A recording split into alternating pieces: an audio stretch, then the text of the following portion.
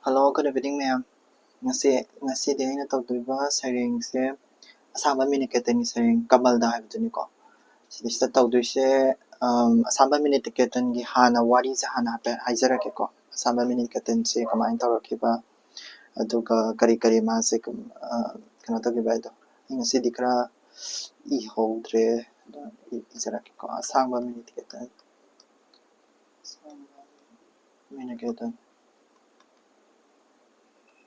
Sama miniketen se 1906 ta poe ko aduga 1995 ta laikidre mase tashengna aidi koigi 20th century gi manungda leiramba koigi 20th century manungda leiramba yamna aphawba aiba mani ko magi lyric maya ma irami ko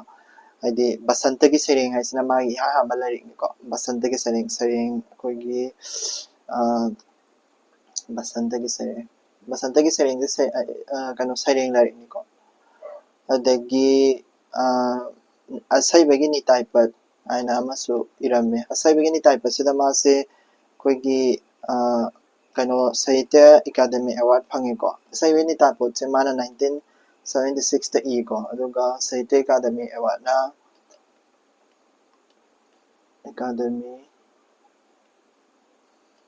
na kano da 1977 ko phangi ado mase Padma Shri su phangi ko 1995 ta Padma Shri su phangi atopa lyric khara su lairi like asayibagi sairol kaina ko drama ka su lai tonu laijing lambi ko novel ka da maitai upanyas ko essay yam irami waring yam irami Bharat ke lon sing gi marakta ka adagi Sahitya gi khongjat ko adagi yasang sairol thamin teng tha kaina ko maje romanticist ni ko romantic writer amani haidi nungsinungon mama lebaki or kanogi maramda emotion gi maramda iba haide mama lebaki maramda iba imalon gi maramda iba kano mani ko humanism gi maramda iba individualism gi maramda iba ko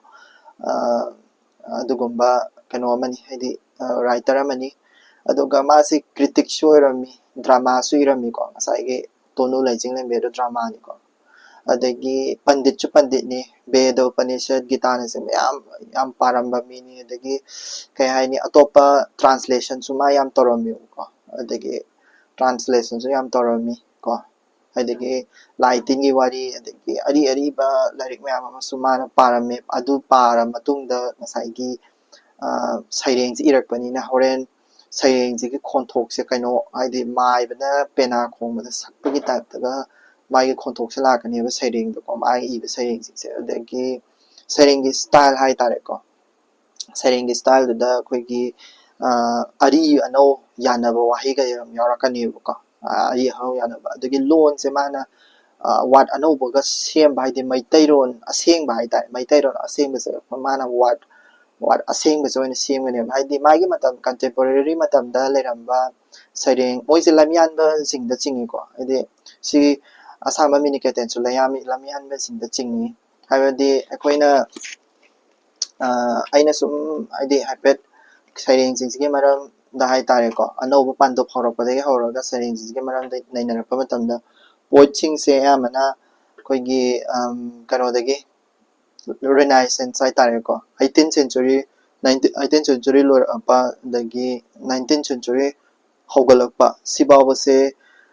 sigi matam se aidi Bengali ngada tamnarambe maitai ron se pura tamdabida ko Bengali gi literature je naida ko tan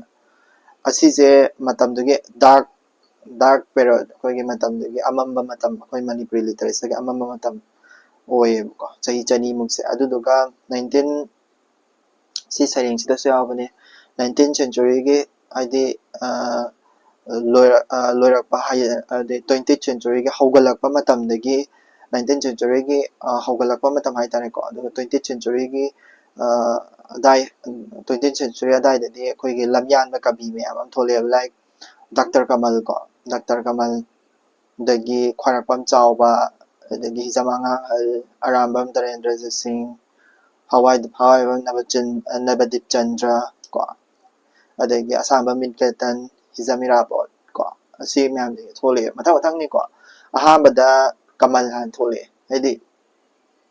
ꯀꯃꯜꯁꯦ ꯈꯔ ꯑꯃꯅꯁꯨ ꯍꯥꯏ ꯀꯃꯜ ꯍꯥꯟꯅ ꯊꯣꯛꯂꯛꯑꯦꯅ ꯑꯗꯨ ꯈꯔ ꯑꯃꯅꯁꯨ ꯍꯥꯏ ꯈ꯭ꯋꯥꯏꯔꯥꯛꯄꯝ ꯆꯥꯎꯕ ꯍꯥꯟꯅ ꯊꯣꯛꯂꯛꯑꯦꯅ but ꯑꯗꯨꯝ ꯍꯥꯏꯐꯦꯠ ꯃꯥꯟꯅꯕꯅꯤ ꯑꯗꯨ ꯀꯃꯜ ꯍꯥꯏꯗꯤ ꯗꯥꯛꯇꯔ ꯂꯃꯥꯕꯝ ꯀꯃꯜ ꯍꯥꯟꯅ ꯊꯣꯛꯂꯛꯑꯦꯅ ꯈꯜꯂꯁꯤꯀꯣ ꯍꯥꯏꯗꯤ ꯔꯤꯅꯥꯏꯁꯦꯟꯁ ꯑꯍꯥꯟꯕ ꯍꯧꯔꯛꯄꯁꯦꯀꯣ 1899ꯗ ꯄꯣꯛꯑꯦ ꯀꯃꯜꯁꯦ ꯑꯗꯨꯗꯨꯒ ꯃꯥꯅ ꯑꯍꯥꯟꯕ ꯁꯩꯔꯦꯡ ꯍꯥꯏꯇꯥꯔꯦ ꯑꯩꯈꯣꯏꯒꯤ ꯀꯃꯜꯅ ꯁꯩꯔꯦꯡ ꯃꯌꯥꯝ ꯑꯃ ꯍꯥꯏꯗꯤ ꯁꯩꯔꯦꯡ ꯂꯥꯏꯔꯤꯛ ꯑꯗꯒꯤ ꯀꯔꯤ ꯀꯔꯥ ꯃꯌꯥꯝ ꯑꯃ ꯏꯔꯝꯃꯤ ꯂꯥꯏꯛ ꯂꯩ ꯄꯔꯦꯡꯒꯁꯦꯀꯣ ꯂꯩ ꯄꯔꯦꯡꯒꯁꯦ ꯃꯥꯏ ꯃꯇꯝꯗꯨꯗ ꯑꯩꯈꯣꯏꯒꯤ lay pareng ko lay parengase 1929daga iramini ko adi kamal naga iramise adi Madhavi Brajendragi luhongba Devyani kaina mana iba horami kamal matamda ko adi perattu bobo ko adagi mathangda adagi kavi chawba ko chawba lamyamba ngatani mathang moise laini ko chawbe thaina gi leira taramani thaina gi leira leira ko thaina gi leira kavi chawba hadi 1933 ko adumana moi ma'am hadi kavi chawbani iramse ma'am atopa ma'am su lerami like satra macha kanagi wa fidam ko wakhal gi iche labangalata saite gi ko ma'am ama irami adagi angang hal ko exam angang hal ko for angang hal moisu id moi masu adi moigi matungda tholakpa hoidoini pokpadi mana yan hali ko pokpadi adi 1892 da mani han poktuini chawbana 1895 da poe aduga kamalna 1899 da poktuini iba horokpa larika phonglakpa adudaida pabadadi koigi khamba thoibi seri ko yam maming sakpado adagi singel gi indu kai leidana ko adugumba iramba bibini ma singel gi indu se mani hana ko singel gi indu ko 1936 ta ko atopa anga gi like ma'am lay like Zahira ko adagi ibema poktabi ko yaithing konu ka se mani rama adagi 2 highlight 3 highlight 4 highlight 3 highlight okay aduga 3 4 subada moi taret nena asangba minikatana suko ma makhoige taret ke manungda ahum khak lai thamhauba ka haisiko haidi after 1949 ge matung dagidi ayamana kabijing si ayamana haidi 1950 gi matung dagidi moise ayama lairoi haidi Dr. Lamama Kamalsu 1934 da laigidre khwarabam chawbasu 1950 da laigidre izamanga su 1944 adai da laigidre aduna adagi Arambam Darendrajit oisu Arambam Darendrajit adagi 1944 ko Arambam Darendrajit 1944 adagi Hawaibam Nabajit Chandraju 1946 haidi koigi lamyan ma kabijing se 1950 gi mamang matungda laihawbasi mi honi hum katang ngai hawdoini ko aduna moi hom mari katang ngai hawba hai ka naga saireng daga tharammi ko irammi aduna idi magi mamangda loina ma sigi asaiba ma'am jingje lairoi doini ko haidi kanu gi doini layoi gi doini ko adagi angang hal lere Darendrajit ti tasengna lyric se koigi kainogi type ta translation gumba gi type ta yam lewe haidi nonjaba kangsabat ka se ko adagi Kaurab Parajai ko Rizia ko khamba thoibi Bagya Chandra sigumba ma'am jingse aduda Darendrajit irambani for 5 subada koigi kano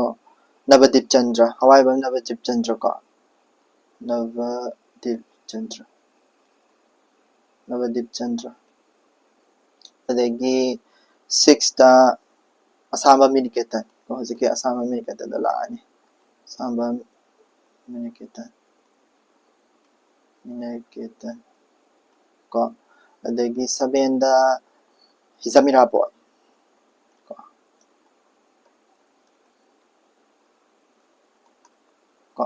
ꯃꯣꯏꯁꯦ ꯑꯗꯣ ꯁꯤꯒꯤ ꯑꯩꯈꯣꯏꯒꯤ ꯑꯔꯥꯝꯕꯝ ꯙꯔꯦꯟꯗ꯭ꯔꯖꯤꯠꯁꯦ ꯁꯤꯒꯤ ꯙꯔꯦꯟꯗ꯭ꯔꯖꯤꯠ ꯀꯣ ꯑꯁꯥꯝꯕ ꯃꯤꯅꯤꯀꯦꯇꯟ ꯍꯣꯏ ꯃꯣꯏꯁꯦ ꯅꯍꯥ ꯑꯣꯏꯕ ꯀꯕꯤꯅꯦꯅ ꯃꯇꯝꯗꯨꯗ ꯍꯥꯏꯗꯤ ꯂꯝꯌꯥꯟꯕ ꯀꯕꯤ ꯑꯣꯏꯔꯁꯨ ꯅꯍꯥ ꯑꯣꯏꯕ ꯀꯕꯤꯅꯦꯅ ꯃꯇꯝꯗꯨꯗ ꯈꯪꯅꯔꯝꯃꯦꯕ ꯍꯥꯏꯗꯤ ꯈꯟꯅꯔꯝꯃꯦꯕ ꯑꯗꯨꯗꯨꯅ ꯀꯩ ꯍꯥꯏꯅꯤ ꯙꯔꯦꯟꯗ꯭ꯔꯖꯤꯠ ꯍꯣꯏ ꯑꯗꯒꯤ ꯅꯕꯗꯤꯞ ꯆꯟꯗ꯭ꯔ ꯍꯣꯏꯗꯤ ꯑꯃꯨꯛ ꯂꯥꯏꯔꯤꯛ ꯄ꯭ꯔꯤꯟ ꯇꯧꯔꯝꯕꯅꯤ ꯃꯣꯏꯗꯤ ꯍꯥꯏꯗꯤ ꯂꯥꯏꯔꯤꯛ ꯄ꯭ꯔꯤꯟ ꯇꯧꯔꯝꯕꯅꯤ ꯑꯗꯒꯤ ꯂꯥꯏꯔꯤꯛꯁꯦ ꯀꯃꯟ ꯑꯣꯏꯕ ꯂꯥꯏꯔꯤꯛ ꯍꯥꯏꯇꯥꯔꯦ ꯂꯥꯏꯔꯤꯛ ꯃꯤ ꯁ꯭ꯀꯨꯜꯗ ꯇꯝꯅꯅꯕ ꯂꯥꯏꯔꯤꯛꯀꯨꯝꯕ ꯐꯣꯡꯕ ꯃꯤꯅꯤꯀꯣ ꯑꯁꯥꯝꯕ ꯃꯤꯅꯤꯀꯦꯇꯟꯒꯤ ꯍꯧꯖꯤꯛꯀꯤ ꯃꯌꯥꯝ ꯃꯊꯛꯇ ꯍꯧꯖꯤꯛ ꯅꯩꯅꯔꯤꯁꯤꯅꯤꯀꯣ ꯑꯗꯨꯒ ꯍꯤꯖꯝ ꯏꯔꯥꯕꯣꯠꯀꯤꯗꯤ ꯃꯌꯥꯝ ꯑꯃ ꯂꯩꯔꯦ ꯂꯥꯏꯛ ꯏꯃꯥꯒꯤ ꯄꯨꯖꯥ ꯀꯣ ꯑꯗꯒꯤ ꯖꯦ ꯃꯥꯇꯥ ꯒꯣꯃꯇꯤ ꯀꯣ ꯂꯣꯛꯃꯥꯟꯌꯥ ꯇꯤꯂꯛꯀꯤ ꯀꯩꯅꯣꯒꯤ ꯋꯥꯔꯤꯒ ꯗꯂꯤꯜ ꯑꯃꯁꯨꯡ ꯇꯔꯈꯥꯁ ꯏꯕ ꯃꯣꯍꯤꯅꯤ ꯁꯩꯗꯝ ꯁꯩꯔꯦꯡ ꯀꯣ ꯑꯗꯨꯒꯨꯝꯕ ꯃꯌꯥꯝ ꯑꯃ ꯏꯔꯝꯃꯤ ꯍꯤꯖꯝ ꯏꯔꯥꯕꯣꯠꯁꯨ ꯑꯗꯣ ꯍꯥꯏꯁꯦ ꯂꯝꯌꯥꯟꯕ ꯍꯥꯏꯔꯛꯏꯁꯦ ꯀꯔꯤꯒꯤꯅꯣ ꯍꯥꯏ ꯇꯥꯔꯗꯤ ꯁꯤꯒꯤ ꯃꯃꯥꯡꯗꯗꯤ ꯁꯩꯔꯦꯡꯁꯦ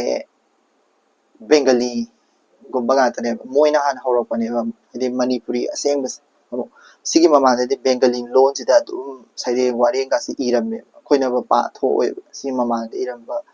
ꯀꯕꯤꯁꯤꯡꯁꯤꯅ ꯏꯔꯝꯕ ꯂꯥꯏꯔꯤꯛꯁꯤꯡꯁꯦꯀꯣ ꯑꯁꯤꯒꯤ ꯃꯇꯨꯡꯗ ꯂꯥꯛꯄ ꯀꯕꯤꯁꯤꯡꯁꯤꯅ ꯏꯔꯛꯄꯁꯤꯗꯤ ꯑꯩꯈꯣꯏꯒꯤ ꯀꯩ ꯍꯥꯏꯅꯤ ꯑꯁꯦꯡꯕ ꯃꯅꯤꯄꯨꯔꯤ ꯃꯩꯇꯩꯂꯣꯟꯁꯤꯗ ꯏꯔꯛꯑꯅꯦꯕ ꯍꯣꯏ ꯀꯩꯅꯣ ꯏꯔꯤꯕ ꯄꯣꯠꯇꯨꯕꯨꯗꯤ ꯕꯦꯡꯒꯂꯤꯗ ꯃꯌꯦꯛꯇꯨꯕꯨꯗꯤ ꯕꯦꯡꯒꯂꯤꯗ ꯑꯣꯏꯔꯁꯨ ꯄꯥꯕ ꯃꯇꯝꯗꯗꯤ ꯑꯩꯈꯣꯏꯒꯤ ꯏꯁꯥꯒꯤ ꯏꯔꯣꯟꯁꯦ ꯑꯣꯏꯔꯅꯤ ꯍꯥꯟꯅꯗꯤ ꯕꯦꯡꯒꯂꯤ ꯃꯌꯦꯛꯁꯨ ꯑꯣꯏꯕ ꯕꯦꯡꯒꯂꯤ ꯂꯣꯟꯁꯨ ꯑꯣꯏꯕꯀꯣ ꯍꯥꯟꯅ ꯇꯧꯔꯝꯃꯤꯁꯦ ꯑꯗꯨꯗꯨꯒ ꯁꯤꯗꯗꯤ ꯑꯃꯨꯛ ꯑꯣꯟꯊꯣꯔꯛꯑꯅꯦꯕ ꯑꯗꯨꯒꯤ ꯃꯇꯥꯡꯗꯁꯨ ꯏꯗꯣꯏꯅꯤꯀꯣ ꯁꯤꯒꯤꯁꯦ ꯑꯦꯟ ꯉꯁꯥꯏꯒꯤ ꯑꯁꯥꯝꯕ ꯃꯤꯅꯤꯀꯦꯇꯟꯗ ꯑꯃꯨꯛ ꯂꯥꯛꯑꯁꯤꯀꯣ ꯑꯁꯥꯝꯕ ꯃꯤꯅꯤꯀꯦꯇꯟꯁꯦ ꯃꯣꯏ ꯃꯌꯥꯝꯒꯤ ꯃꯔꯛꯇ ꯍꯥꯏꯇꯥꯔꯦ ꯃꯣꯏ ꯃꯌꯥꯝꯒꯤ ꯃꯔꯛꯇ ꯈ꯭ꯋꯥꯏꯗꯒꯤ ꯃꯇꯝ ꯁꯥꯡꯅ ꯄꯨꯟꯁꯤꯔꯒ ꯂꯩꯔꯝꯕ ꯑꯗꯨꯒ 20th ꯁꯦꯟꯆꯨꯔꯤꯁꯦ ꯐꯖꯅ ꯍꯤꯡꯈꯤꯕ ꯑꯏꯕ ꯑꯃꯅꯤꯀꯣ ꯑꯁꯥꯝꯕ ꯃꯤꯅꯤꯀꯦꯇꯟꯁꯦ ꯑꯗꯨꯗꯨꯅ ꯃꯥꯁꯦ ꯀꯩ ꯍꯥꯏꯅꯤ ꯌꯥꯝꯅ ꯂꯥꯏꯔꯤꯛꯁꯨ ꯌꯥꯝꯅ ꯄꯥꯕ ꯂꯥꯏꯔꯤꯛꯁꯨ ꯌꯥꯝꯅ ꯍꯩꯕ ꯑꯗꯨꯒꯨꯝꯕ ꯃꯤꯁꯛ ꯑꯃꯁꯨꯅꯤꯀꯣ ꯃꯥꯁꯦ ꯑꯗꯨꯗꯨꯒ ꯃꯇꯝꯗꯨꯗ ꯑꯩꯈꯣꯏꯒꯤ ꯀꯔꯤ ꯍꯥꯏꯅꯤ ꯆꯟꯗ꯭ꯔꯀꯤꯇꯤ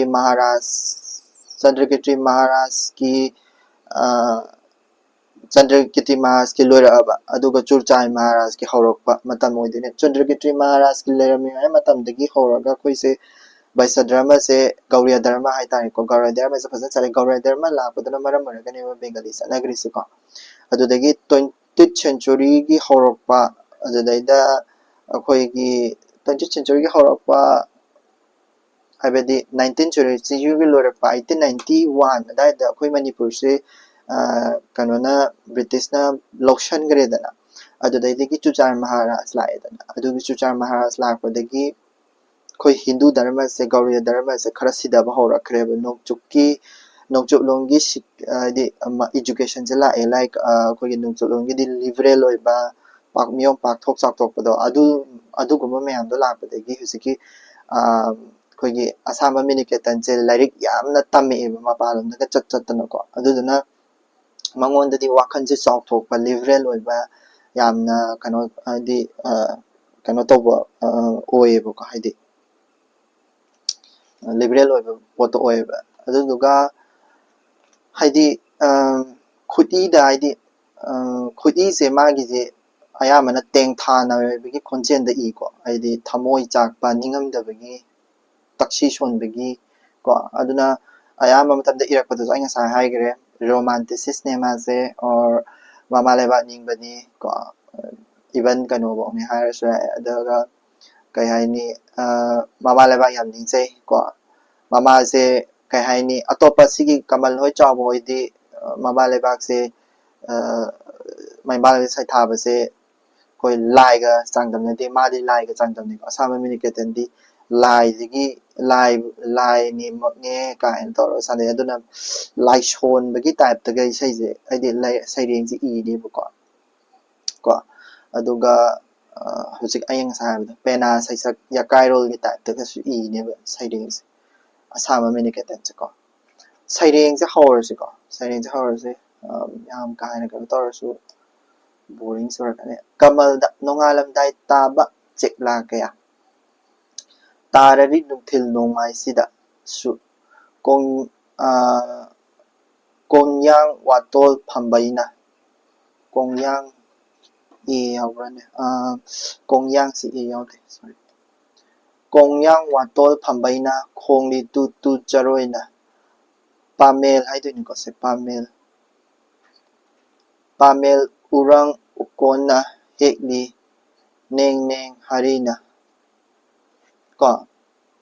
ꯅꯠꯇ꯭ꯔꯤ ꯃꯈꯣꯏ ꯑꯁꯤꯗꯁꯨ ꯀꯧꯖꯦꯡ ꯍꯔꯧ ꯁꯥꯒꯩꯅ ꯅꯣꯡꯖꯥ ꯌꯥꯋꯣꯜ ꯁꯩꯔꯦꯡꯕ ꯀꯣ ꯉꯪꯂꯤ ꯅꯤꯡ ꯅꯤꯡ ꯃꯤꯔꯕ ꯁꯤꯗ ꯍꯥꯏꯅꯤꯡꯉꯤꯁꯦ ꯀꯩꯅꯣ ꯅꯣꯡꯉꯥꯜꯂꯝꯗꯥꯏ ꯍꯥꯏꯗꯤ ꯀꯩꯅꯣ ꯅꯣꯡꯉꯥꯜꯂꯝꯗꯥꯏ ꯍꯥꯏꯇꯥꯔꯒꯗꯤ ꯑꯩꯈꯣꯏꯒꯤ starting period of the modern Manipuri literature ꯍꯥꯏꯗꯤ ꯕꯤꯒꯤꯅꯤꯡ ꯍꯥꯏꯇꯥꯔꯦꯀꯣ ꯕꯤꯒꯤꯅꯤꯡ ꯑꯣꯐ ꯃꯣꯗꯔꯟ ꯃꯅꯤꯄꯨꯔꯤ ꯂꯤꯇꯔꯦꯆꯔꯗꯨꯅꯦꯕꯀꯣ ꯑꯣꯔ ꯑꯩꯈꯣꯏꯒꯤ ꯃꯣꯗꯔꯟ ꯃꯅꯤꯄꯨꯔꯤ ꯔꯤꯅꯥꯏꯖꯦꯁꯟ ꯍꯥꯏꯔꯁꯨ ꯌꯥꯏꯀꯣ ꯃꯅꯤꯄꯨꯔꯤ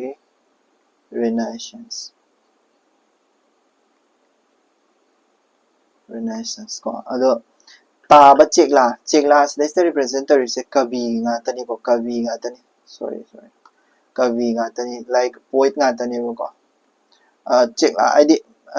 ꯃꯤꯅꯤꯡꯗꯤ ꯀꯩꯅꯣ ꯁꯤꯗꯒꯤ ꯑꯗꯨꯝ ꯍꯟꯕ ꯌꯥꯈꯔꯦ ꯀꯣ ꯃꯌꯥꯝ ꯍꯥꯏꯗꯤ ꯀꯕꯤ ꯃꯌꯥꯝ ꯑꯃ ꯊꯣꯛꯂꯛꯑꯦ ꯍꯥꯏꯕꯅꯦꯕꯀꯣ ꯇꯥꯕ ꯆꯦꯛꯂꯥ ꯀꯌꯥ ꯇꯥꯔꯔꯤ ꯅꯨꯡꯊꯤꯜ ꯅꯣꯡꯃꯥꯏꯁꯤꯗꯁꯨ ꯀꯣꯡꯌꯥꯡ ꯋꯥꯇꯣꯜ ꯐꯝꯕꯩꯅ ꯈꯣꯡꯂꯤ ꯇꯨ ꯇꯨ ꯆꯔꯣꯏꯅ ꯀꯣ ꯍꯥꯏꯕꯗꯤ ꯁꯤꯗꯩꯗ ꯁꯩꯔꯦꯡ ꯃꯌꯥꯝ ꯑꯃ ꯏꯔꯛꯑꯦ ꯍꯥꯏꯕꯅꯦꯕ ꯍꯥꯏꯗꯤ ꯎꯆꯦꯛ ꯃꯌꯥꯝ ꯑꯃꯅ ꯈꯣꯡꯕ ꯅꯨꯡꯊꯤꯟ ꯅꯣꯡꯉꯥꯜꯂꯝꯗꯥꯏꯗꯒꯤ ꯅꯨꯡꯊꯤꯟ ꯇꯥꯔꯛꯄ ꯇꯥꯕ ꯑꯗꯒꯤ ꯀꯣꯡꯌꯥꯡ ꯋꯥꯇꯣꯜ ꯐꯝꯕꯩꯅ ꯍꯥꯏꯗꯤ ꯁꯤ ꯀꯣꯡꯌꯥꯡ ꯋꯥꯇꯣꯜ ꯍꯥꯏꯁꯦ ꯑꯇꯩ ꯀꯩꯅꯣ ꯍꯥꯏꯗꯤ ꯑꯥꯔꯊꯗꯣ ꯋꯥꯇꯣꯜ ꯍꯥꯏꯁꯦ ꯀꯣꯡꯌꯥꯡ ꯍꯥꯏꯕꯅꯦꯕꯀꯣ ꯍꯥꯏꯗꯤ ꯁꯤꯁꯤꯅ ꯑꯩ ꯍꯥꯏꯁꯦ ꯑꯔꯤꯕ ꯑꯃꯒ ꯑꯅꯧꯕ ꯑꯃꯒ ꯁꯝꯖꯟꯅꯕꯗꯣ ꯑꯔꯤꯕ ꯑꯃꯒ ꯑꯅꯧꯕ ꯑꯃꯒ ꯍꯥꯞꯆꯟꯅꯔꯒ ꯋꯥꯁꯦ ꯏꯕ ꯁꯤꯁꯤꯅꯤꯀꯣ ꯃꯥꯒꯤ ꯁ꯭ꯇꯥꯏꯜ ꯑꯣꯐ ꯔꯥꯏꯇꯤꯡꯅꯤꯀꯣ ꯁꯩꯔꯦꯡꯁꯤꯗ ꯇꯥꯔꯔꯤ ꯅꯨꯡꯊꯤꯜ ꯅꯣꯡꯃꯥꯏꯁꯤꯗꯁꯨ ꯍꯥꯏꯗꯤ ꯅꯣꯡꯉꯥꯜꯂꯝꯗꯥꯏ ꯇꯥꯕ ꯆꯦꯛꯂꯥ ꯀꯌꯥ ꯇꯥꯔꯔꯤ ꯅꯨꯡꯊꯤꯜ ꯅꯣꯡꯃꯥꯏꯁꯤꯗꯁꯨ ꯀꯣꯡꯌꯥꯡ ꯋꯥꯇꯣꯜ ꯐꯝꯕꯩꯅ ꯈꯣꯡꯂꯤ ꯇꯨ ꯇꯨ ꯆꯔꯣꯏꯅ ꯁꯤꯗ ꯎꯆꯦꯛ ꯃꯌꯥꯝ ꯑꯃꯅ ꯈꯣꯡꯉꯤ ꯆꯔꯣꯏꯁꯨ ꯈꯣꯡꯉꯤ ꯎꯇꯣꯟꯗ ꯐꯝꯃꯒ ꯍꯥꯏꯅꯤꯀꯣ ꯃꯤꯅꯤꯡꯗꯤ ꯑꯩꯈꯣꯏꯒꯤ ꯀꯕꯤ ꯃꯌꯥꯝ ꯑꯃꯅ ꯁꯩꯔꯦꯡ ꯃꯌꯥꯝ ꯑꯃ ꯏꯔꯤ ꯍꯥꯏꯅꯤꯀꯣ ꯑꯗꯣ ꯅꯣꯡꯉꯥꯜꯂꯝꯗꯥꯏꯗꯒꯤ ꯅꯨꯡꯊꯤꯟ ꯐꯥꯎꯕ ꯍꯥꯏꯔꯤꯁꯤꯅ ꯃꯤꯅꯤꯡꯁꯤꯅ ꯇꯥꯛꯏꯁꯦ ꯀꯩꯅꯣ Manipur beginning of the modern ꯔꯤꯅꯥꯏꯁꯦꯟꯁꯇꯒꯤ ꯍꯧꯖꯤꯛꯁꯨ ꯑꯗꯨꯝ ꯏꯙꯔꯤ ꯁꯤꯅꯦꯕꯀꯣ ꯍꯧꯖꯤꯛ ꯇꯧꯔꯤꯕ ꯄ꯭ꯔꯖꯦꯟ ꯁꯤꯆꯨꯋꯦꯁꯟꯗꯨꯅꯤꯀꯣ ꯃꯥ ꯍꯥꯏꯁꯦꯀꯣ ꯄꯥꯃꯦꯜ ꯎꯔꯥꯡ ꯎꯀꯣꯟꯅ ꯇꯣ ꯄꯥꯃꯦꯜ ꯍꯥꯏꯁꯦ ꯎꯔꯥꯡ ꯍꯥꯏꯁꯤꯗꯤ ꯎꯗꯨꯅꯤꯀꯣ ꯄꯥꯃꯦꯜ ꯍꯥꯏꯁꯤꯁꯨ ꯎꯅꯤꯀꯣ ꯎꯀꯣꯟꯅ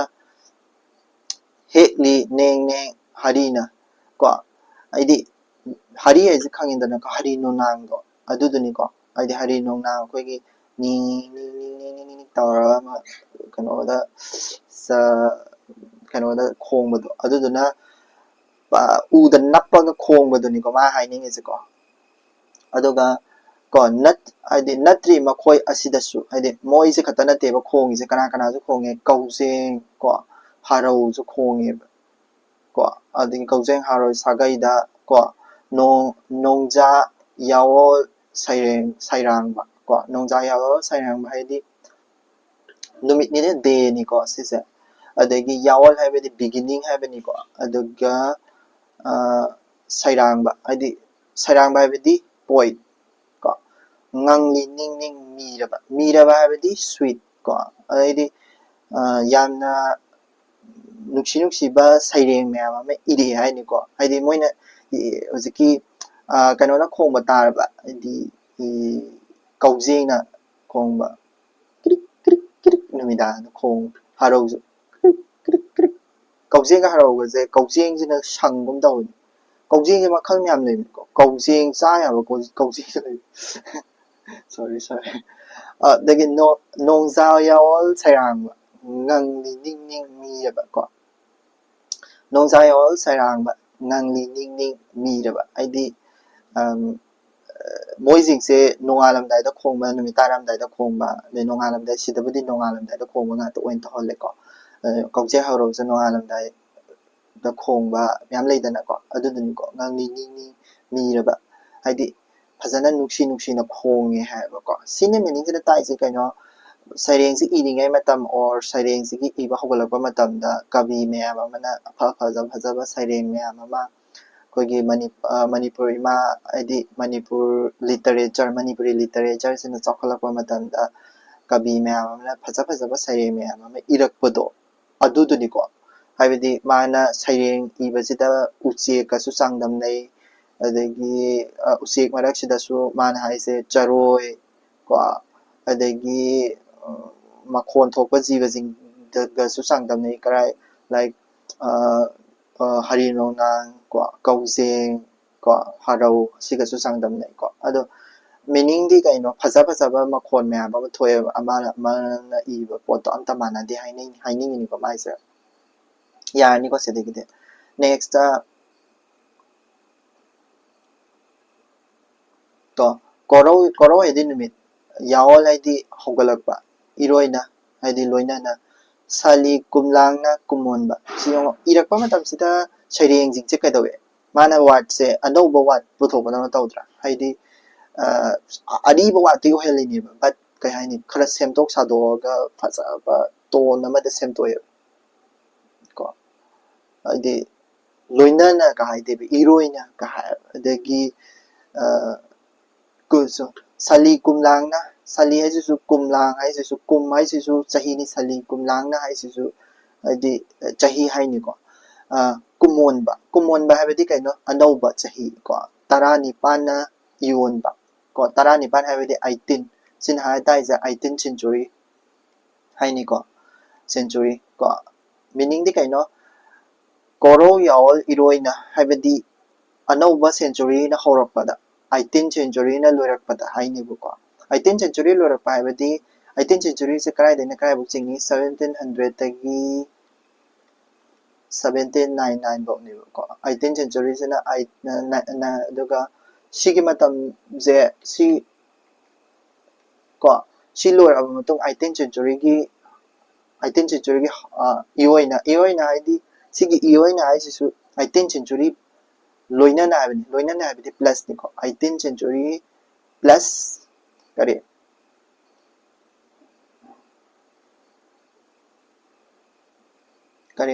निफु तरुक वायरक्पा है यौरक्पा है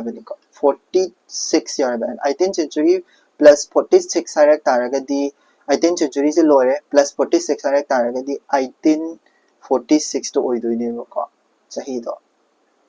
18th century लोरगा निफुगा तरुक तिंजलक्पा है 1846 ओइदोइने मैतै साहित्य जगतनु मैतै साहित्य अपुंबसे को कुमलांग चनिंग ममलबा मतुंग हाइनिको ममलबा मतुंग हाइरेनिको से ममलबा मतुंग हाइबदी डार्क पीरियड हाइबनिको डार्क पीरियड तो डार्क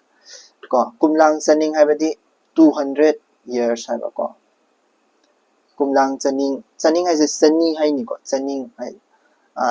ममलबा मतुंग डार्क पीरियड ओइरबा मतुंग डार्क पीरियड ओइरबा हाइदि चै हाइदि 19th century से कदौबा मसागे है हाइबदो बेंगाली मरोन जगा तम्मी हाइबदो अदुदनिको नोंगना nganfungda tawba wai nongna nganfungda tawba wai हाइबदि केनो 1849 हाइबदि 19th century हौरक्पा matang J हाइदि or 19th century हौरक्पा matang सिदा खोइगे मणिपुरी लिटरेचर से 1846 सिदगी सिगी पेरो सिदगी हौगिदोइने सिदगी मणिपुरी लिटरेचर से अनौबा मणिपुरी literature से अनौबा मयोन अमा चोंगबने अनौबा लाइफ अमा हापअबने मणिपुरी literature से को new life नेबको सिगी new life सेगी हौरक्पा हाबने नोंगना nganfungda tawba wai हाइबस हौरक्पा को beginning of this period को beginning of this period तो अब हम अंगान सिनरक्पा down दनिको सिसे down अदुगा Meitei इमारो Yawal ngai को मैतै इमारोल सिकी अनौबा को रिवोल्यूशन कहने इवोल्यूशन हाइदोइरा इवोल्यूशन यावल ngai हाइबदि इवोल्यूशन of Manipur को इवोल्यूशन मणिपुरी लैंग्वेज को मणिपुरी लैंग्वेज कइदोगे हारा कांदा चेकला क्याना सैरांगै चेकला क्याना सैरांगैदि चेकला हाइदि सिदि रिप्रेजेंट तौरिसे कइबा कवि अदुगा क्याना सैरांगै हाइबदि कइनो writing हाइदि poem writing को poem writing तौरिंगै दिगी सि आई पुलपना पासा के मखा से पाद्रिङै को 18th century loiraba 46 hapsalakanda 1846 matamdagi aikoigi maitagi sagai saitegi je magi dark period je loiraba matung ko mamlaba matung haini ko dark period 200 years to loiraba matung da haure beginning haure mono ngan thore ngali ngali tore mamaitegi language se haudore haugale adudaida haugalapa matamda poem kya ama poem kya ama haidi sai kano saireng kya ama kabi kya ama ne sigi kabi sing asagi kabi koigi kabi tariat to ni ko masai koine aina haisa ki ba kabi khutma ba ko asai ba khutma ba lamyan ba hai tare ko lamyan ba kabi tariat to ni ko adudani ko makhou pongna sairang khiba makhou pongna sarang khiba habedi yamna aidi mama leba ki manipuri language nena yamna proud oisabado ko khoisu ai ima language ai language sigi matang proud oise ko aduna ni ko ai youtube ta sumaina ka tawjar ise ai ki kai ai hoi ai gi UPSC preparation ki sukana nabani plus ai ima lon yam sakpa pami aduduna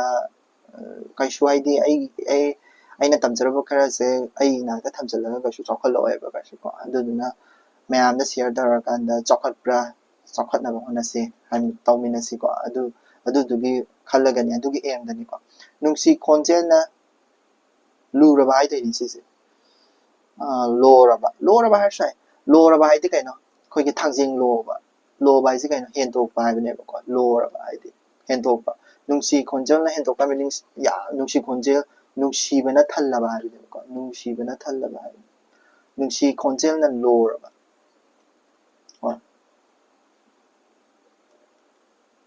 khonjel na loraba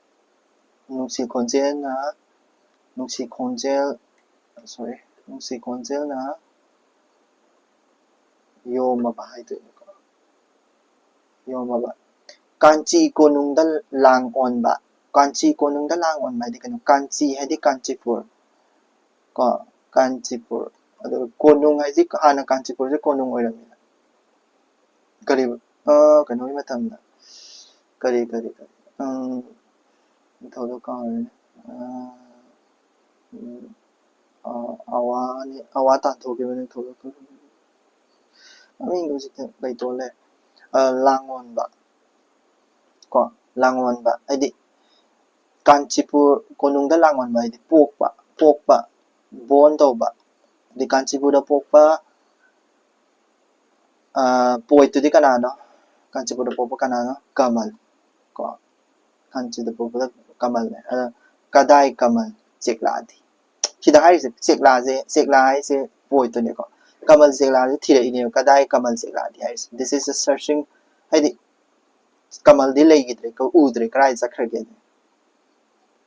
kanchi kon gi ching si ko adi sida thare je loina ma kamal nga tani ko so yes kamal nga tani ko kanchi kon gi ching si hai mana ching si hai re se kaino kamal do bani taro khongi khowong na ko taro khongi khowong na hai di kanchi kon gi si taro khongni khowong na napang kya to taro khongni khowong na napang kya na nongalamdai taminaramba nongalamdai chaktaminaramba haibadani ko taminaramba haibadi chaktaminaramba means work toramba tamina haidi khoigi manipur imaleba ki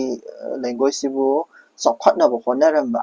ko adugumba nongalamdai da honaramba haidi chokhatnaba honaramba nongalamdai meaning asai beginning period of this development renaissance period to ni ko ado napang kya habedi magi friend kya ngasai gi koigi asaiba adagi koigi kari ani lamyan ba kabi tariat to ni ko napang ke kabi napang kya na ko taro khoni khowong na ngasai khowong na khongi hai dro proud oina sai re wani ide hai dro adu dun ko nongalam dai taminaram ba haibedi maga pulapuna work taminaram ba moi myam na i ba sai re wani myam jingse taro nangju aidi ta dabra taro sinibu ko aduga makhoigi khonwang ipomla khonwang haibadi saisak saida duni ko saisak saida saisak saida saida su saisak saida leidana ton leidana ko ipom lang haibadi khoi hoi ipom lak poduni ko makhoi gi hadi this is a poem gi nature duni ko poem moina iraiba kabina iraiba poem gi nature duni maitai malang iol maitai malang iol haibadi yongo maitai gi su hana maitai haiba lamsida su manipuri haiba lamsida su maitai gi lon gi revolution ama lerame lon gi ichel ama lerame ichel jida ngasai gi kabi husi hauraiba kogi lamyan ba kabi taret sina anauba ipom haibadi anauba ithak ipom ama hawalaga kari ngasai gi turen ama selamba turen da ipom langhalle meaning di kari no harakanda anauba yawole yam phajaba kaino haiti mawong amada saithadra haiti maitai malang iol haiti maitai magi mawong matau dusu ole e haini ko malang haiti nungshit mai tuni ko iol ko aduna maram orakanda ipom duna maram orakanda maitai gi nature se maitai ron haba language gi nature se ole e habani ko upal wapal yaicha iol magi ipom la hai no humna saihalli habadi kaino amana sairengba saithaba ko saihanba adi tare khole khange habaduni ko just understand tawi habaduni kanana understand tawdeba yaicha haisi iraicha jingduni ko iol magi ipomla haidi anauba revolution dana maram orakanda koigi manipuri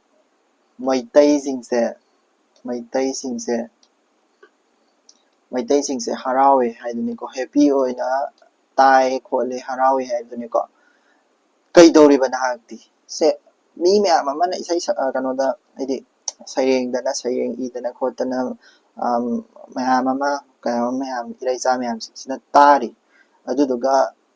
nangna hujik kaidori no karai da chalino sineba ko o kauru reko warau nu haireba ko kauru reko meaning di lairi boite ding badani ko mai masa sida kauru reko haibadi mana meaning sida sida haining is kaino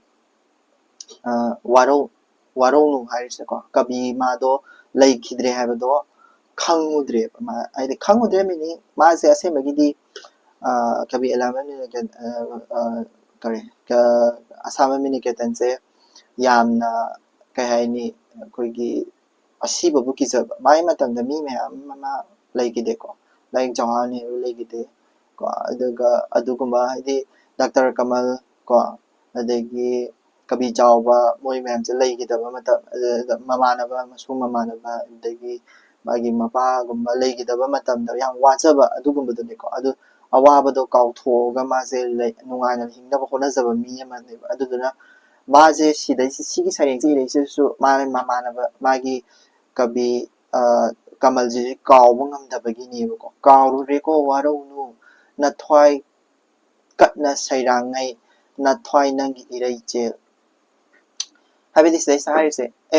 ai nang laigidabado ai ningsingudre ka warau nu ko na thwai katna sairangai haidi sacrifice tawbaduni ko haidi mamna kainogi damakta haidi saireng nambagi damakta na sado na thwai thajagibado na thwai nangi iraichel haida sir irichel haiduni ko na thwai nangi irichel haidi mathamoi seng haibani ko haidi nabukchel do sengu kaina badu aduduni ko nabukchel sengna ko haidi koigi wangang ma matamdasu koigi kayani ariba londa nabukchen khoiganu ka haidro aduduni mabukchel sengu hai mabukchel sengna ko aduga kayani pathaki habidi hentoki si ko haidi saireng do iba hemandana laigidabagi time ko adagi nahakchang nangi iroina senthaki haidi nahakchang do thamamaga mai thawai do chengibdo adudugini ko nong na phung na ngalak pawai na thwai chekla ꯈꯪꯒꯣꯝꯅ ꯄꯥꯏꯊꯣꯛꯈꯤ ꯅꯣꯡꯅ ꯍꯦꯛ ꯉꯥꯜꯂꯛꯄꯗ ꯅꯣꯡꯉꯥꯜꯂꯝꯗꯥꯏꯗ ꯂꯩꯃꯤꯟꯅꯔꯝꯃꯒ ꯅꯣꯡꯅ ꯍꯦꯛ ꯉꯥꯜꯂꯛꯄꯗ ꯅꯊ꯭ꯋꯥꯏ ꯆꯦꯠꯂ ꯈꯪꯒꯣꯝꯅ ꯍꯥꯏꯕꯗꯤ ꯏꯔꯥꯏ ꯂꯥꯏꯅ ꯍꯥꯏꯕꯅꯤꯀꯣ irai laina nang na thwai do paithoki habidi leigide haibako kokna ingna malangna mekup khuding saisakpa matam kuidagi tung kokna e sidai hore mo kokna ingna malangna mekup khuding saisakpa ko yamna ing tapna nuksiraba sur da haini ko nuksiraba sungda mekup khuding saisakpa ade mekup khuding nangna isai sa ame nangna saireng ame ba ko karina mana saireng mi ji yengsu ko mai sidai sa bracket ama ko le ko si saireng do u ni bracket ama ko le se mana bracket se kaino ne single inverted comma ne ko mathakta matam kuine gi tungda sigi saireng ma tek se ning noi gyan ta be ko matai kun matam kuine gi matam sir kaino sina sidai se matam kuine gi tungda lengsilak le ima maitai chanu maitai saitya mandir manungda yendai thana laihaptuda katlusi magi khuyada si class 11 da 12 tara ama tangi gam taw koigi kabi kamal gi koigi maitai chanu aiba saireng do dudai lok thorokane maitai chanu ba magi poem ko saireng am leba ko saireng by kare kamal gi saireng am leba sibo ko jigido ya maitai chanu jina si meaning do kaina hara kanda sidai horoke ko matam kuine gi tungda hindi chahi chani gi matungda ko chahi chani gi matungda lengsil le ima maitai chanu sidai da meaning tawri si kaina maitai ron ko maitai matam kuine gi mangra matungda maitai saite gi mandir manungda maitai saite haiba gi mandir manungda amu maitai ron ji sijina ba hore e yenda thaina la hatuna yenda habadi kano lai to ni ko lai je sida da meaning tawri se kaino poem ma'am do ni ko ado poem ma'am do than haptuna habadi isai saireng poem lai sida poem natraga su ma'am ama loibe ko makhan yendai thana hapta lai haptuna katlusi magi khuyada meaning di sida da katlusi haise kaigino haidi saireng wareng ma'am ama isi haibani ko saireng wareng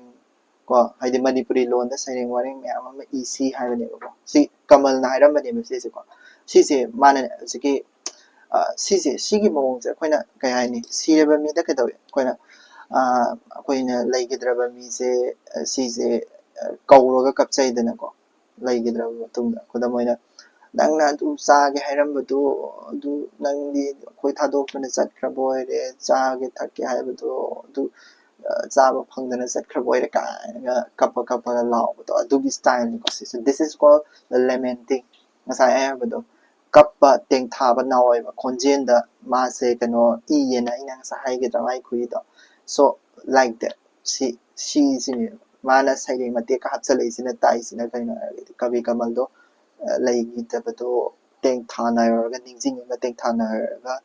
iri ne ba sigi saireng kamal da ba saireng o tare dra ko warauno o tarudre ko warauno nangna sumaina sakpase ai tarudre ko warauno hai si yo akoina mi legi dabada husik haibado dugi style ne dr kamal koigi dr kamal hindi magi ahan oido ne ko yamba saiba sidai da nongol lakhoda su lakini ko nongol lakhoda su samana na sigi style da irakadoi sumaina awa teng thaba style ko haidi tarudri ko warunu ka haise haidi mana sidaista mana haise as akhoi da haraga nang do chaage thake harabado amona taroi da ko kholoroi da ko noaite da ko kaina kappaga haibado adugi style ne dr kamal nangna maitai imagi lengsalakpa kuidri aduduna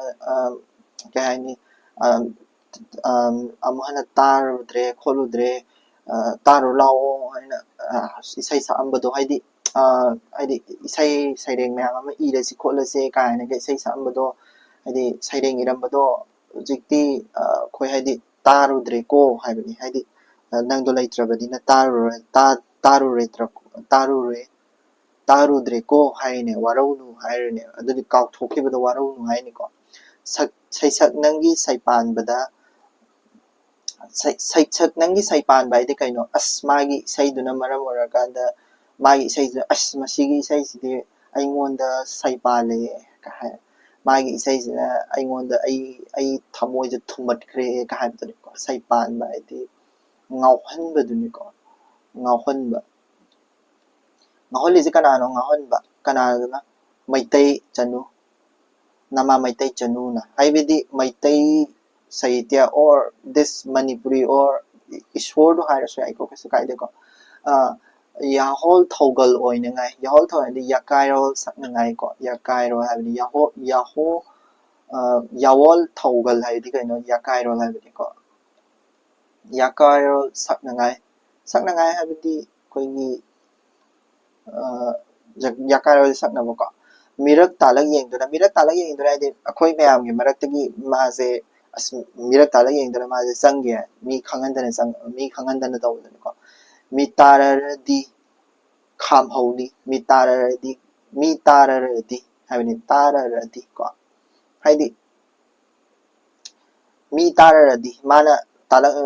ꯃꯤꯅ ꯃꯥꯗꯣ ꯍꯥꯏꯗꯤ ꯃꯥꯗꯣ ꯆꯪꯉꯦ ꯍꯥꯏꯕꯗꯣ ꯈꯪꯗ꯭ꯔꯒꯗꯤ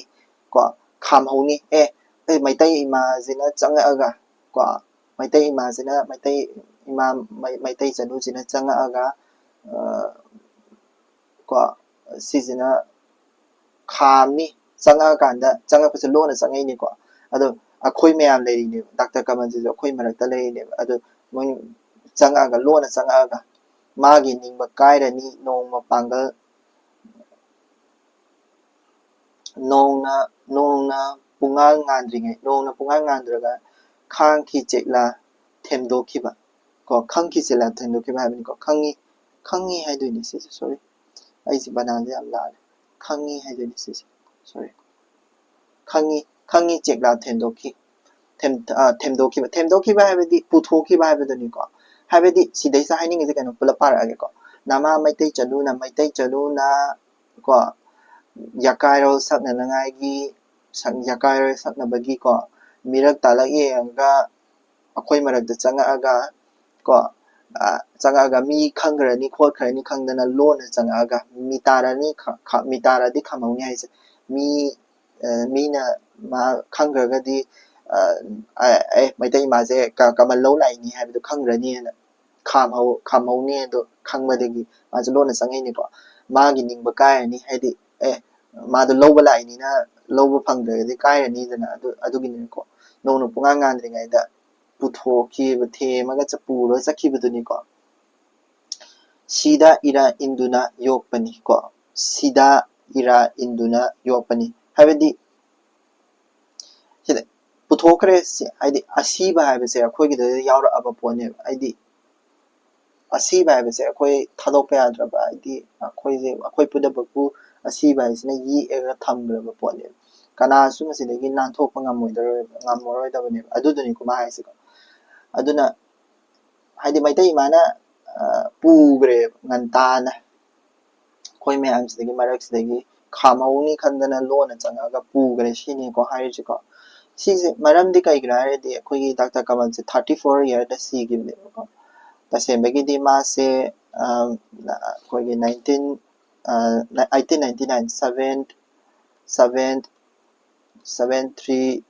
1899 दा मासे पोए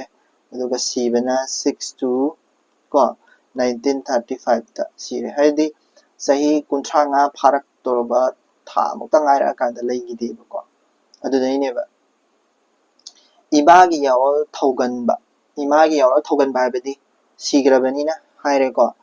इमाबु इमागी दमक्ता सक्सेस होनजबा और इमागी याकाइरो सक्नबा थंबा मीदो इमागी यावल थौगनबा को इमाबु थौगलिबन कभी कमलदुनिको नापांग से क्या फंगजनी कांची चेला याइफाबदा सरुक no hi हाइदे napang kaya kaya na pangjani meaning di napang kaya su matang matung ina akhoi ju loi na si doini da na ko asiba adana ma na su da asiba ni yok pani na hai sine ko aduna napang chila kaya na pangjani adusu mayam na kashu ai de waru no ko asiba na nungai na layu isho gi mafam na RIP rest in peace hayu gom ni ko se ai di yamna nungai na mathak ta layu imagi manakta layu thauganba imagi thau tawraga layu ima mateng panga layu ko napang chekla kya su koi sidaista adu su lakani sida su koi isai myam ma irangige saireng myam ma irangige kanchi chekla ya pharba hadi kamal o laibak phabo ko hadi ya phabo na saruk no ya phabo da oyu ko haini ko da mana sida ne no ko nu ko pangida ko nungol upau ta bada nungol upau ta ba haibiti kaino kabi sidaita ko asamba miniketengi mapau duni ko asamba miniketengi mapau ni ko miniketengi miniketengi mapau miniketengi mapau hai taragadi kaino sigi poem se this poem mana success honjariba poem se sigi se Dr. Kamana taba matabda nokna binu haidi ai to haite singde haina nokna bado haite singde kaina pangi kaina ko then nokna bado duni ko mana si hai sipo mana sainga ini sipo ko kaina nokna binu sine nokna ba ko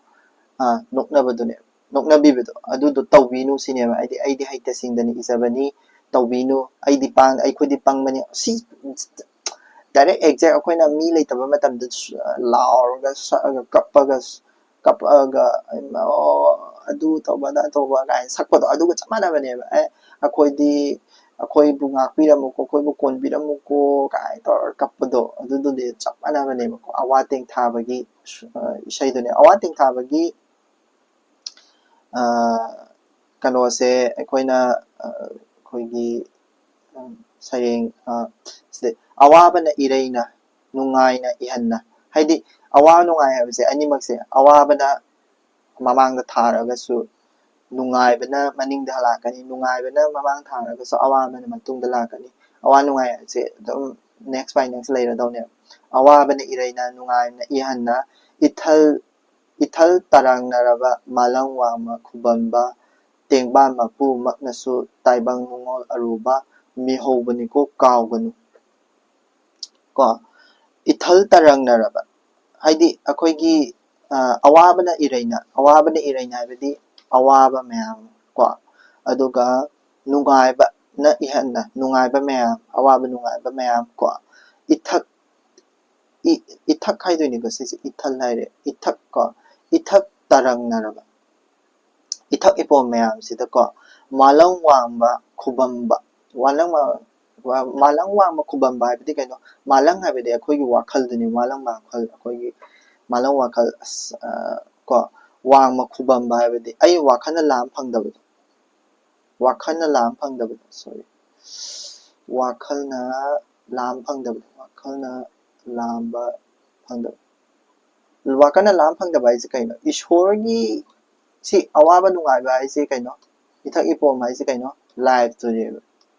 live ai si kaino awaba su lei ko bed su lei good su lei good bed mayam amana punjalaga sa doine awaba ai live ai sise akoina lam phangde wakhalna lam phangde ko phangdaba ko tengba ma pu makna su tengba ma pu na loin sinbi banga tane live ai se da su ko tengba ma pu na taibang nungol aruba mi hobani ko kawganu haise yengo tengba ma pu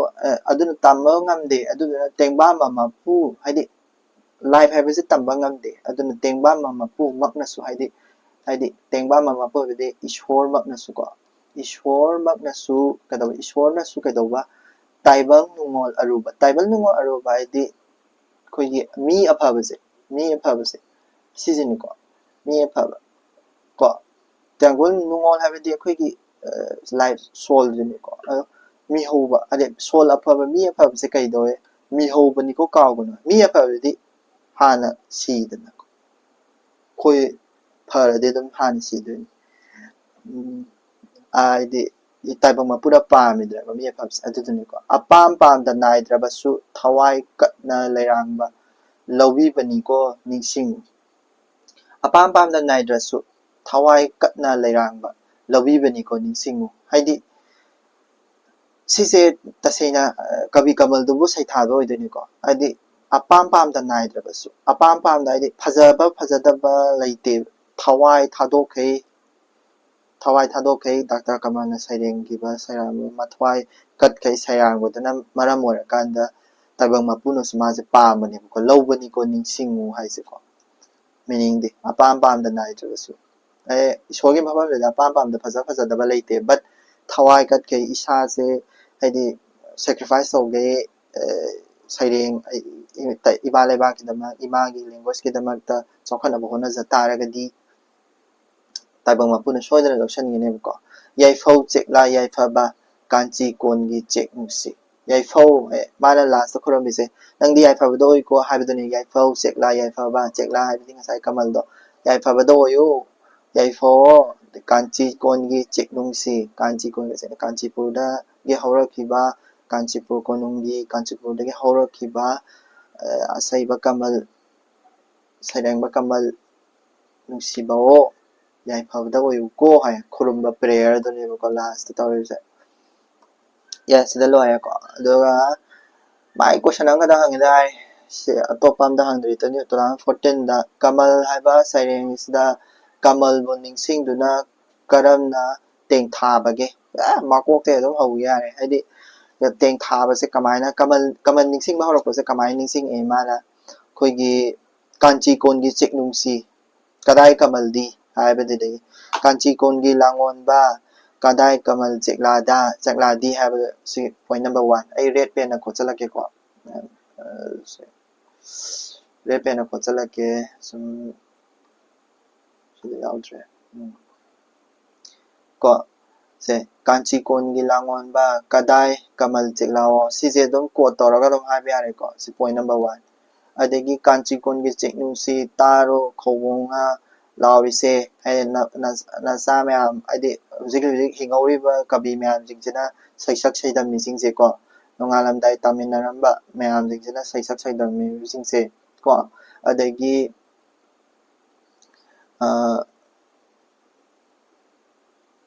ꯀꯩꯗꯧꯔꯤꯕ ꯅꯍꯥꯛꯇꯤ ꯀꯣ ꯍꯥꯏꯗꯤ ꯃꯩꯇꯩ ꯃꯌꯥꯡ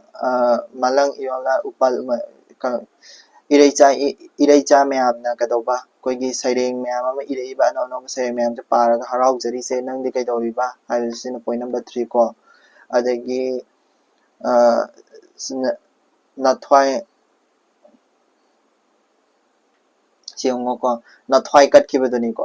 ꯍꯥꯏꯗꯤ ꯃꯥꯅ ꯃꯊ꯭ꯋꯥꯏ ꯀꯠꯈꯤꯕꯗꯨ ꯅꯊ꯭ꯋꯥꯏ ꯀꯠꯅ ꯁꯩꯔꯥꯡꯈꯤꯕ ꯀꯣ ꯅꯍꯥꯛꯆꯥꯡ ꯊꯥꯗꯣꯛꯈꯩ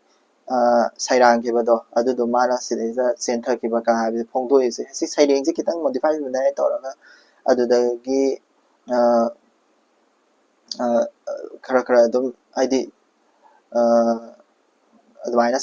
ꯁꯩꯔꯦꯡꯗꯨꯒꯤ ꯃꯇꯦꯛ ꯃꯇꯦꯛꯇꯣ ꯍꯥꯏꯐꯦꯠ code ꯇꯧꯔꯒ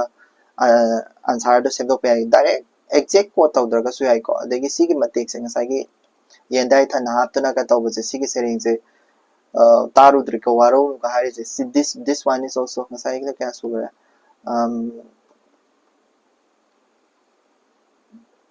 ꯀꯣ sorry 4 ꯁꯨꯈ꯭ꯔꯦ ꯁꯤꯗ 5 ꯁꯨꯕ ꯄꯣꯏꯟꯠꯁꯤꯗ ꯂꯩꯔꯤꯁꯦ 5 ꯁꯨꯕ ꯄꯣꯏꯟꯠ sorry 5 ꯁꯨꯕ ꯄꯣꯏꯟꯠꯁꯦ ꯁꯤꯗꯩꯁꯤꯗꯒꯤ ꯍꯥꯏꯔꯣ ꯍꯥꯏꯗꯤ ꯃꯥꯒꯤ ꯁꯩꯔꯦꯡ ꯃꯇꯦꯛꯁꯦ ꯃꯩꯇꯩ ꯁꯥꯍꯤꯇ꯭ꯌꯒꯤ ꯃꯟꯗꯤꯔ ꯃꯅꯨꯡꯗ ꯌꯦꯟꯗꯥꯏ ꯊꯟꯅ ꯍꯥꯞꯇꯨꯅ ꯀꯠꯂꯨꯔꯁꯤ ꯃꯥꯒꯤ ꯈꯨꯌꯥꯗ ꯀꯣ ꯁꯤ ꯃꯩꯇꯩ ꯏꯃꯥꯒꯤ ꯁꯩꯔꯦꯡ ꯃꯇꯦꯛꯀꯥꯁꯦ ꯂꯧꯊꯣꯛꯇꯨꯅ ꯁꯩꯔꯦꯡ ꯃꯇꯦꯛꯁꯦ ꯂꯣꯏꯅꯃꯛ ꯄꯟꯗ꯭ꯔꯁꯨ ꯌꯥꯏꯀꯣ ꯃꯇꯦꯛ ꯑꯍꯧꯕ ꯑꯃ ꯑꯔꯣꯏꯕ ꯃꯇꯦꯛꯇꯣ ꯄꯜꯂꯒ ꯁꯩꯔꯦꯡ ꯃꯇꯦꯛꯁꯦ ꯄꯟꯗꯨꯅ ꯇꯥꯔꯨꯗ꯭ꯔꯤꯀꯣ ꯋꯥꯔꯧꯅꯨꯒ ꯍꯥꯏꯔꯒ ꯃꯥꯅ ꯇꯦꯡꯊꯥꯏ ꯍꯥꯏꯗꯣꯏꯅꯦꯕ ꯄꯣꯏꯟ 5 ꯁꯨꯕꯗ ꯂꯩꯔꯦ ꯑꯗꯨꯗꯩ ꯁꯛꯁꯛ ꯅꯪꯒꯤ ꯁꯩꯄꯥꯟꯕ ꯃꯩꯇꯩ ꯆꯅꯨꯅ ꯃꯤꯔꯛ ꯇꯥꯜꯂꯛ ꯌꯦꯡꯗꯨꯅ ꯁꯤ ꯃꯤꯔꯛ ꯇꯥꯜꯂꯛ ꯌꯦꯡꯗꯨꯅꯒ ꯇꯧꯕꯁꯦ ꯁꯤꯁꯨ ꯃꯤꯔꯛ ꯇꯥꯜꯂꯛ ꯌꯦꯡꯉꯒ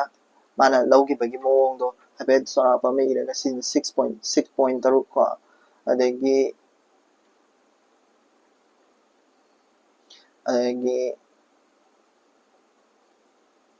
ꯌꯥꯏꯐꯕꯗ ꯑꯣꯏꯌꯨ ꯍꯥꯏꯅ ꯃꯥꯅ ꯈꯨꯔꯨꯝꯕ ꯄ꯭ꯔꯦꯌꯔ ꯅꯝꯕꯔ 1 ꯅꯤꯀꯣ ꯁꯤꯁꯦ ꯄ꯭ꯔꯦꯌꯔ ꯂꯥꯁꯇ ꯑꯔꯣꯏꯕ ꯀꯟꯀ꯭ꯂꯨꯖꯟꯗ ꯅꯪꯅ ꯄꯣꯏꯟ 6 ꯏꯒꯔꯦ ꯁꯤ 7ꯁꯦ ꯄ꯭ꯔꯦꯌꯔ ꯅꯝꯕꯔ 1 ꯗꯨꯅꯤꯀꯣ ꯄ꯭ꯔꯦꯌꯔ ꯌꯥꯏꯐꯕꯗ ꯑꯣꯏꯌꯨ ꯍꯥꯏꯅ ꯄ꯭ꯔꯦꯌꯔ ꯈꯨꯔꯨꯝꯖꯕꯗꯨꯅꯤꯀꯣ prayer number 1 prayer last prayer ꯑꯃꯁꯨ ꯂꯩꯔꯝꯒꯅꯤ ꯃꯥꯒꯤ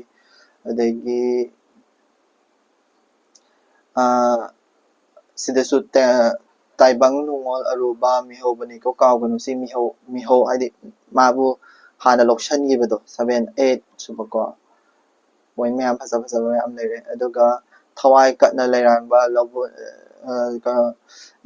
ꯌꯥꯏꯐꯧ ꯆꯦꯛꯂꯥ ꯌꯥꯏꯐꯧ ꯄ꯭ꯔꯦꯌꯔ ꯂꯥꯁ ꯄ꯭ꯔꯦꯌꯔ ꯁꯤ 9 10 ꯃꯥꯔꯛꯇꯤ ꯑꯗꯨꯝ ꯂꯩꯔꯦꯀꯣ ꯁꯤꯗꯩꯁꯤꯗ 10 ꯃꯥꯔꯛ ꯁꯤꯗꯩꯁꯤꯗ ꯂꯩꯁꯦ ꯂꯩꯊꯣꯟꯕ ꯈꯔ ꯍꯥꯞꯆꯤꯜꯂꯒ 15 ꯃꯥꯔꯛꯀꯤꯗꯣ ꯐꯖꯅ ꯁꯥꯒꯠꯂꯒ ꯏꯕ ꯌꯥꯈ꯭ꯔꯦꯀꯣ ꯃꯇꯦꯛ ꯃꯇꯦꯛꯁꯦ ꯑꯗꯩꯁꯦ ꯄ꯭ꯔꯦꯌꯔ ꯅꯝꯕꯔ 2 ꯀꯣ ꯃꯥꯅ ꯈꯨꯔꯨꯝꯕ ꯌꯥꯏꯐꯧ ꯆꯦꯛꯂꯥ ꯌꯥꯏꯐꯕ ꯀꯥꯟꯆꯤ ꯀꯣꯟꯒꯤ ꯆꯦꯛꯅꯨꯡꯁꯤ ꯍꯥꯏꯔꯤꯁꯦꯀꯣ ꯁꯤꯁꯨ ꯄ꯭ꯔꯦꯌꯔꯗꯨꯅꯤ ꯉꯁꯥꯏꯒꯤ ꯄ꯭ꯔꯦꯌꯔꯗꯨ ꯆꯞ ꯃꯥꯟꯅꯩ ꯑꯣꯀꯦ ꯑꯗꯨꯃꯥꯏꯅ ꯏꯕꯤꯔꯣ ꯍꯌꯦꯡꯗꯨꯅ ꯑꯃꯨꯛ ꯅꯦꯛꯁ ꯀꯩꯅꯣꯗꯣ ꯑꯃꯨꯛ ꯇꯧꯔꯁꯦ ꯑꯩꯈꯣꯏꯒꯤ ꯅꯨꯡꯒꯨꯝꯅ ꯈꯨꯗꯛ ꯇꯧꯔꯁꯦ ꯁꯤꯒꯤꯗ ꯂꯣꯏꯁꯤꯜꯂꯒꯦ thank you so much for listening to my video